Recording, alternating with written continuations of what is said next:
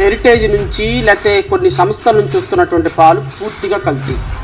కానీ ప్రభుత్వాలు వాటిని ఇగ్నోర్ చేస్తున్నాయి. వాళ్ళ ఆస్తులు పెంచుకోవడానికి, వాళ్ళ బిజినెస్లు పెంచుకోవడానికి. నిన్న చూడండి, కల్తీ నెయ్యి వ్యవహారం ఎందుకు వచ్చింది బయటికి. ఇందాపూర్ డైరీకి 658 రూపాయలకి కేజీ నెయ్యి ఇవ్వడానికి అదొక రూట్ కాజ్.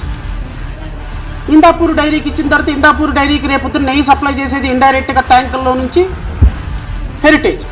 అంటే ఇందాపూర్ డైరీకి కాంట్రాక్టు, సప్లై మాత్రం హెరిటేజ్ నుంచి ఇందాపూర్కి వెళ్తుంది, ఇందాపూర్ నుంచి మనకు వస్తుంది. ఇప్పుడు ఇక్కడ స్వచ్ఛత, ప్యూరిటీ, అద్భుతమైనటువంటి నెయ్యి అని యాక్సెప్ట్ చేస్తాం. సో దీనివల్ల చంద్రబాబు నాయుడు గారు ఈ వెంకటేశ్వర స్వామి మీద వేసినటువంటి అపవాదం వల్ల లబ్ధి పొందింది ఎవరు? హెరిటేజ్. అందుకనే వెంకటేశ్వర స్వామి బాణం వేస్తే వెళ్ళిపోయి హెరిటేజ్ గుచ్చుకుంది. షేర్ వాల్యూ ఎంత పడిపోయింది చూడండి, వేల కోట్ల రూపాయల నష్టం. నాకు తెలిసి ఈ పంద ఇలా కొనసాగుతూ పోతే ఈ హెరిటేజ్ డైరీ సేల్స్ కంప్లీట్గా పడిపోతాయి. వాళ్ళ ఆర్థిక మూలాలు కూడా రేపొద్దున శ్రీవారిని వారితో పెట్టుకున్నందుకు రాజకీయంగా నష్టపోతారు, ఆర్థికంగా నష్టపోతారు, సామాజికంగా నష్టపోతారు, మానసికంగా ఆల్రెడీ నష్టపోతారు.